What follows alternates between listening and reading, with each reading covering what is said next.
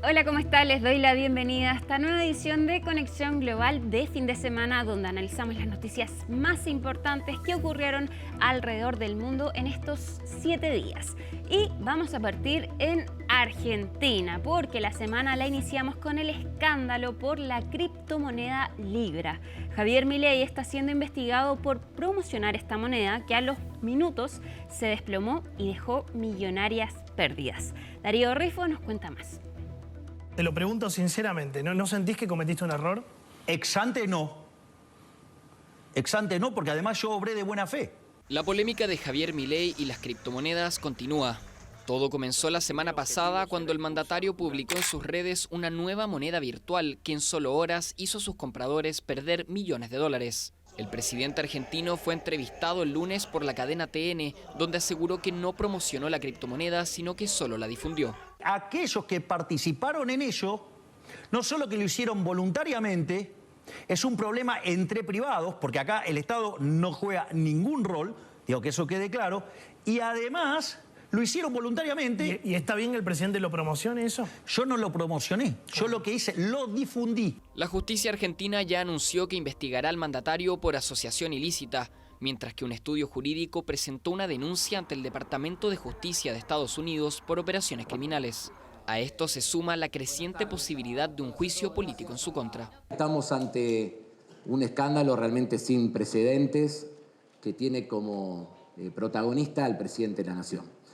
Se ha generado una estafa de enorme escala que tiene justamente en Javier Milei a uno de sus partícipes necesarios. Nosotros nos tenemos que hacer cargo de analizar a fondo las responsabilidades de tipo políticas que tiene este tema. Y el Instituto del Juicio Político va justamente en ese sentido. Sumado al escándalo, se filtró una versión de la entrevista sin editar. En ella, Santiago Caputo, uno de los principales asesores de Milei, interrumpe la conversación para corregir una respuesta del mandatario, en la que afirmaba que su defensa jurídica quedará en manos de su ministro de Justicia, a pesar de que antes había dicho que impulsó la criptomoneda desde su cuenta personal. En la charla con Jonathan Viale empiezan a hablar de la estrategia judicial o quién lo iba a acompañar en el proceso judicial, y el presidente empieza a hablar de Mariano Cunio Libarona, del Ministerio de Justicia. El presidente, por supuesto, no está en lo fino jurídico. Está bien. Equivocado, en mi parecer y en el parecer del presidente, Santiago Caputo corta la entrevista porque...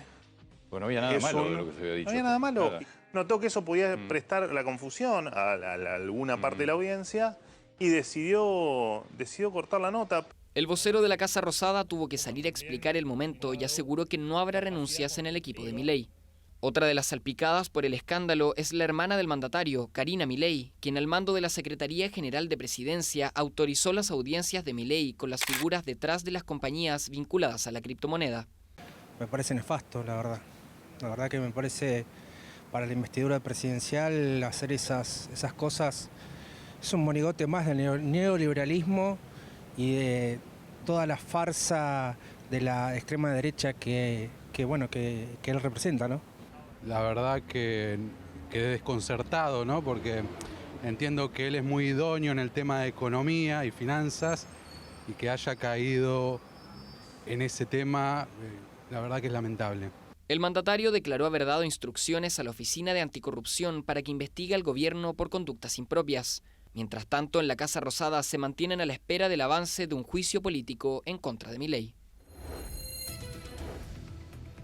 Y contactos, llamadas telefónicas y diálogos son las muestras de cercanía que han tenido Rusia y Estados Unidos con el regreso de Donald Trump a la Casa Blanca. Un deshielo que preocupa a Ucrania ante la posibilidad que se negocie el fin de la guerra sin Kiev ni Europa. Los detalles los vemos en el informe de Isel Guerra. And it's a ridiculous war. The Ukraine war has to end. Кризиса на Украине, который возник. Як незалежна країна, будь-які домовленості без нас. El acercamiento entre Estados Unidos y Rusia se hace cada vez más evidente, mientras la brecha con Kiev se profundiza cada día. El regreso de Donald Trump a la presidencia preocupa en Ucrania por los lazos que han tendido en los últimos días los líderes de las dos potencias, una renovada cercanía que comenzó aquí. La primera señal del cambio en la postura política de la Casa Blanca quedó clara a mediados de febrero, cuando el profesor estadounidense Mark Fogel era liberado de una cárcel de Rusia. Al día siguiente, el republicano dedicó 90 minutos de su agenda para conversar por teléfono con su par ruso. Es una señal contundente de que ahora intentaremos resolver el problema mediante el diálogo y hablaremos de paz y no de guerra. Al fin y al cabo, ¿qué pasó con la administración anterior? No hubo diálogo. En este caso, el orden de las llamadas sí afecta al producto. Zelensky fue la segunda persona a la que Trump contactó. El malestar del mandatario ucraniano se hacía evidente. Eran las primeras muestras del acercamiento entre los líderes de las dos potencias. El presidente Putin quiere la paz y el presidente Zelensky quiere la paz. Y yo quiero la paz. Solo quiero ver que dejen de matar gente. La preocupación creció en Ucrania cuando desde la Casa Blanca trazaron las posibles concesiones en las que tendría que ceder Kiev para alcanzar la paz, decir adiós al 20% del territorio que hoy está en manos del Kremlin y desistir de ingresar a las filas de la OTAN. Queremos, como ustedes, una Ucrania soberana y próspera, pero debemos empezar por reconocer que volver a las fronteras que tenía Ucrania antes de 2014 es un objetivo poco realista. La relación entre Moscú y Washington pasó de casi nada a casi todo en cosa de días. En Riad, Arabia Saudita, se vivió una imagen que no se veía hace años. En una misma mesa estaban sentados el ministro de Relaciones Exteriores de Rusia y su homólogo estadounidense, el secretario de Estado. Era el inicio de un diálogo que se extendió por casi 5 horas y donde se acordó sentar las bases de una negociación futura. Creo que la conversación ha sido muy útil. No nos hemos limitado a escuchar, sino que nos hemos oído mutuamente. Hoy es el primer paso de un largo y difícil camino, pero importante. Hoy me fui convencido de que están dispuestos a iniciar un proceso serio. Sin invitación y a espaldas de la delegación ucraniana, Zelensky se enteró de lo acordado por la prensa y en medio de su viaje por Turquía. El desaire lo llevó a cancelar su visita a Arabia Saudita, que estaba prevista para el día siguiente. Horas después, Trump deslizaba la idea de que Ucrania era responsable de la invasión y que el país tenía que convocar a nuevas elecciones. Estoy muy decepcionado. He oído que están molestos por no tener un espacio. Bueno, han tenido la oportunidad durante 3 años y mucho tiempo antes de eso. Esto se podría haber solucionado muy fácilmente. El mandatario ucraniano no tardó en responder. Por desgracia, el presidente Trump, tengo un gran respeto por él como líder de una nación a la que respetamos mucho, al pueblo estadounidense que siempre nos apoya. Desafortunadamente, vive en este espacio de desinformación. Guerra de declaraciones que aumentó de tono cuando el republicano calificó de dictador sin elecciones a Zelensky. Sin Ucrania y sin Europa, los líderes del viejo continente ven cómo han sido marginados de los encuentros y los diálogos entre Moscú y Washington, lo que genera incomodidad y preocupación. No por nada dicen, Ucrania es europea, por tanto su destino afecta a todo el continente. Eso los llevó a reunirse de emergencia en Francia. Lo cierto es que la televisión estatal rusa ya está promocionando las que dicen son nuevas y estrechas relaciones, unas que se podrían reforzar aún más si es que se llega a repetir esta postal de Osaka en 2019, de hielo en el horizonte entre los dos países que hasta hace solo unos meses atrás eran rivales acérrimos. Y tras haber sido hospitalizado, hay preocupación por el estado de salud del Papa Francisco. No solo en Roma se están realizando vigilias por el sumo pontífice, también en Argentina y en Estados Unidos se realizan misas para pedir por la recuperación del líder de la Iglesia Católica. Gonzalo Alvarado nos cuenta más desde California.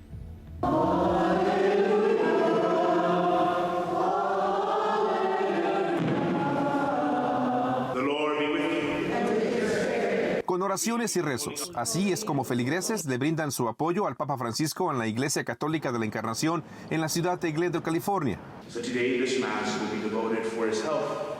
Oran por él, dicen, con la esperanza de que pronto se recupere, tras haber sido diagnosticado con neumonía luego de que fue hospitalizado el viernes, según el Vaticano. Nos sentimos tristes y estamos pidiendo por su salud, por su recuperación. Sabemos que su cuadro ha sido un poquito más delicado, ¿verdad? Por sus pulmones y todo, pero esperamos que Dios se manifieste y pues que sea la voluntad de Dios. Es muy importante porque el Papa significa mucho en la Iglesia Católica y tenemos que rezar por él para su salud y para que se alivie pronto. Para nosotros orar por él es lo máximo. Es lo necesario del mundo. Si no oramos por él, entonces, ¿por qué orar por nosotros? Normalmente ahorita, durante el día tenemos 2 misas, ¿no? A las 8:30 y 5:30. Y hoy escogimos este día especial para rezar por el Papa Francisco.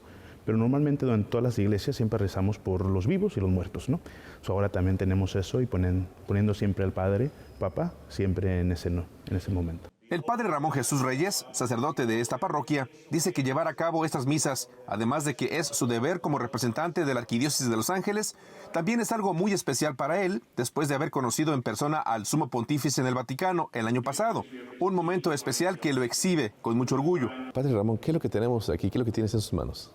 Sí, es una foto que tuve el momento de saludar al Papa Francisco este noviembre pasado de este año.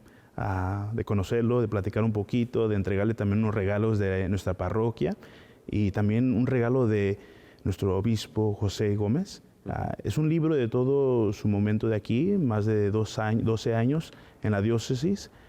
Tiene diferentes momentos culturales, para diferentes culturas, misas, celebraciones, y le dimos este libro como una bendición de nosotros para recordar a toda su gente aquí en Los Ángeles. Entonces me imagino que para usted llevar a cabo estas misas y que abogando por su salud, para usted significa llega más personal. Sí. Y igualmente para nosotros como aquí en Encarnación en la parroquia, a los feligreses también, que también le dimos unas peticiones, más de 300 peticiones. Gracias a Dios que tuve la oportunidad de mirarlas y en la noche tal vez antes de dormir lea cada una para rezar por nosotros y ahora es nuestro turno también para rezar por su salud. Estos feligreses dicen que a través de la oración le pueden brindar su apoyo a la distancia a uno de los papas más longevos en la historia de la Iglesia Católica.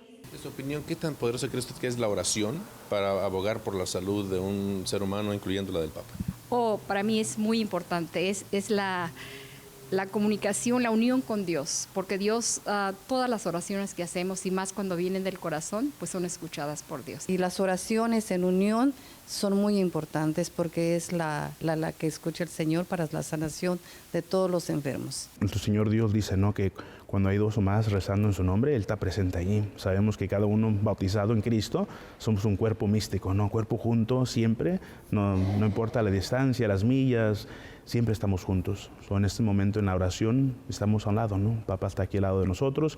Gonzalo Alvarado, CNN, Glendale, California. Y esta semana se cumplió un mes desde la toma de posesión de Donald Trump como presidente de Estados Unidos. Quizás uno de los países que más ha sentido el impacto de su política migratoria y económica es su vecino México. Valeria León nos cuenta más. Los efectos de la era Trump 2.0 se sintieron desde el primer día. La frontera de México y Estados Unidos se convirtió en el epicentro del endurecimiento de su política inmigratoria. A horas de tomar posesión como el presidente número 47 de Estados Unidos, eliminó la aplicación que permitía a migrantes solicitar asilo en este país, conocida como CBP One, con consecuencias inmediatas. CNN documentó las reacciones de miles de migrantes varados en Ciudad Juárez. ¿Sabe el sufrimiento que tengo? Una de ellas fue Margeli, a quien acompañamos la madrugada del 20 de enero, día del inicio del nuevo gobierno en el puente internacional que conecta con El Paso, Texas. Me siento muy mal. Porque son muchas cosas las que ha vivido. Y ahorita estoy pasando por un proceso difícil. Como ella, miles quedaron sin rumbo viviendo en refugios temporales para migrantes. Mientras que en el muro fronterizo la seguridad fue reforzada, tal como el republicano prometió en campaña. 2 días después de su toma de posesión, ordenó el despliegue de miles de soldados adicionales a la frontera sur, inicialmente 1.500, según el Departamento de Defensa estadounidense. Algo que analistas como José Carreño Figueras consideran un acto intimidatorio. Intimidatorias, es el estilo de trabajo del señor Trump, son intimidatorias, son en alguna manera retaliatorias también. El problema, la gran tragedia y la gran gloria de México es que están junto a los Estados Unidos. Entonces somos quizá los primeros beneficiarios cuando les va bien y los primeros malditos cuando están en su modo nacionalista. Otra amenaza, la imposición de aranceles del 25% a productos mexicanos, aunque la presidenta Sheinbaum logró un respiro de un mes para negociar, a cambio del envío de 10,000 integrantes de la Guardia Nacional a la frontera para, entre otras funciones, detener el tráfico de fentanilo a Estados Unidos.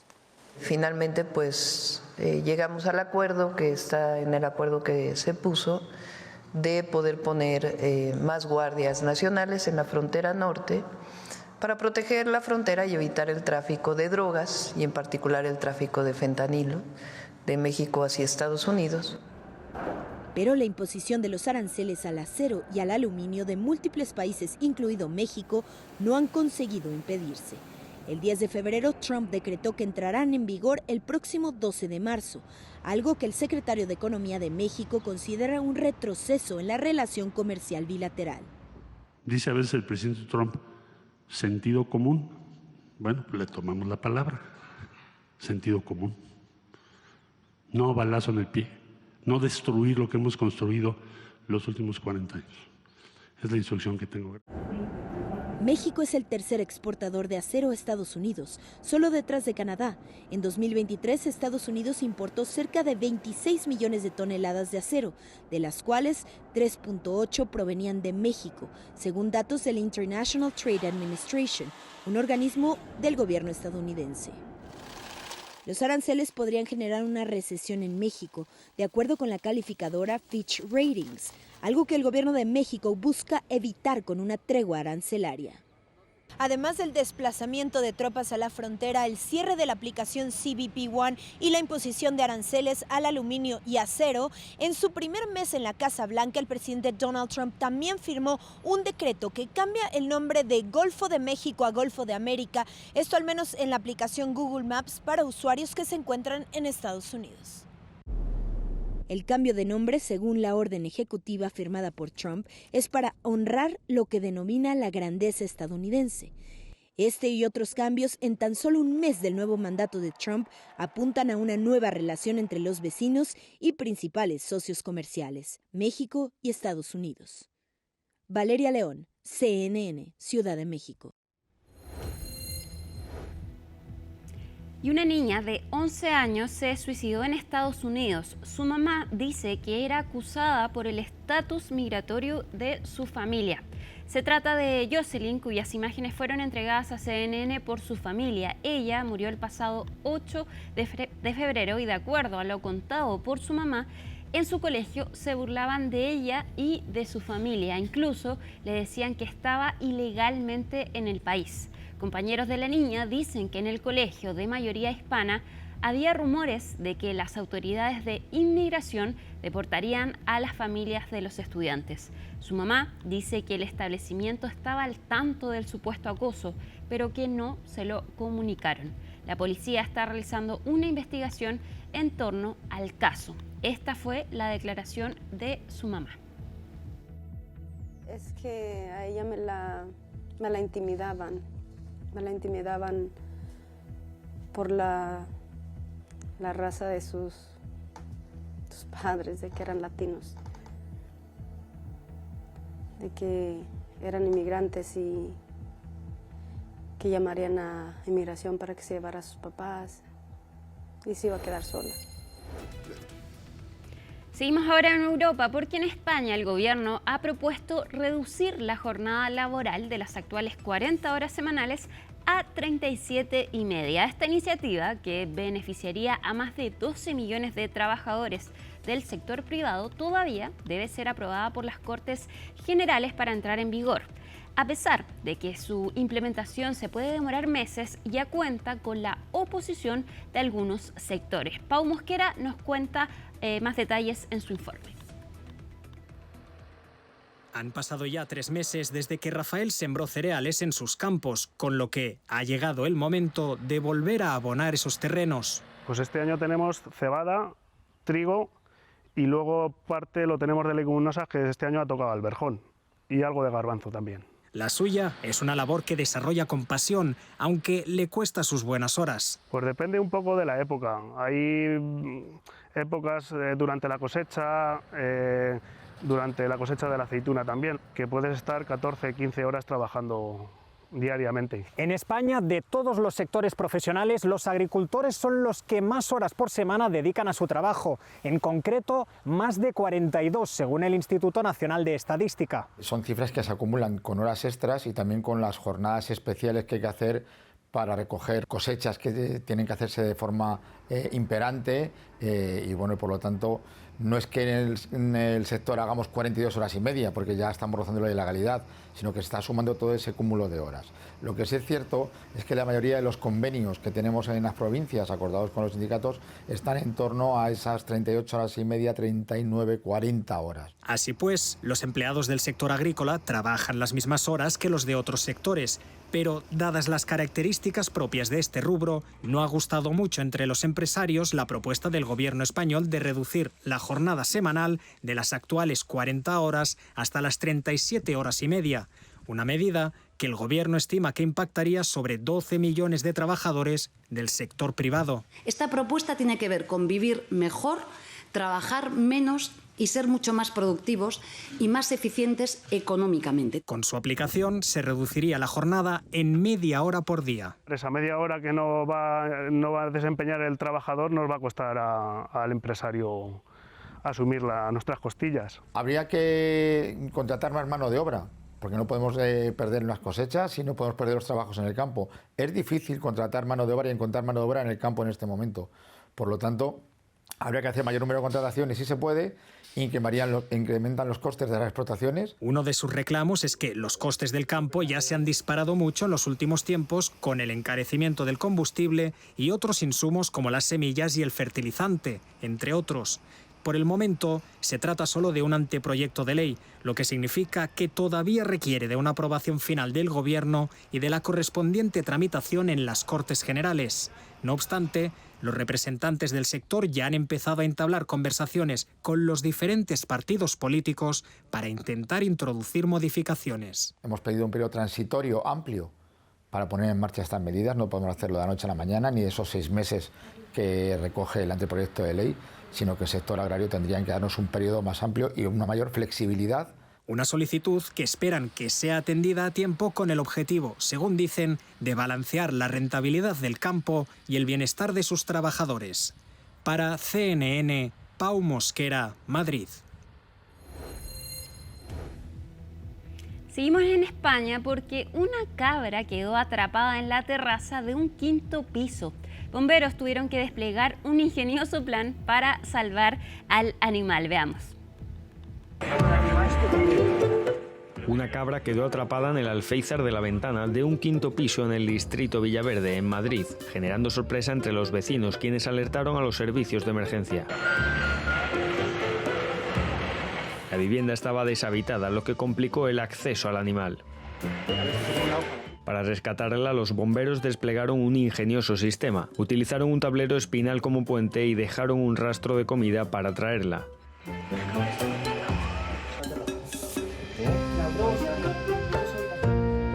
Gracias a su rápida intervención, la cabra pudo ser rescatada sin problemas en una escena tan inusual.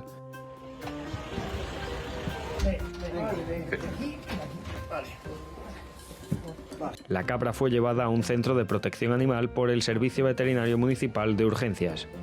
¿Qué pasa? Y a los 77 años murió la cantante mexicana Paquita, la del Barrio, conocida por grandes éxitos como Rata de 2 patas. Francisca Viveros Barradas tuvo una destacada trayectoria de más de 5 décadas. Infrahumano, espectro del infierno, maldita sabandija, cuánto daño me has hecho. Así sin cortapisas, franca y directa, Paquita la del barrio le ha cantado al fracaso amoroso y también a la revancha. Rata de dos patas, te estoy hablando a ti. Nadie como ella, dueña de una potente y profunda voz, para desgranar intensas historias donde los finales no siempre son infelices. Para que sufran los inútiles. De acuerdo a su biografía, Francisca Viveros Barradas, mejor conocida como Paquita la del barrio, nació el 2 de abril de 1947 en Alto Lucero, Veracruz, en el seno de una familia muy pobre. En 1970 decide buscar suerte en la Ciudad de México, ya que desde pequeña, en su pueblo, conocían de su talento. Sin embargo, no fue hasta 1984 cuando logró grabar su primer disco, que por cierto fue financiado con sus ahorros. Después de no pocos tropiezos, su particular estilo ha logrado imponerse en el gusto del público, con 33 discos y más de 20 millones de copias vendidas. Con sus canciones ha recorrido distintas partes del mundo, ha ganado numerosos premios, pero sobre todo se ha convertido en un ícono en la defensa de las mujeres desde esa, su particular perspectiva. 3 veces te engañé, la primera por coraje, la segunda por... Y llegamos así al final de este especial de fin de semana de Conexión Global. Muchas gracias por acompañarnos y por supuesto siga la sintonía de CNN Chile. Que estén muy bien y que tengan buena semana. Chao.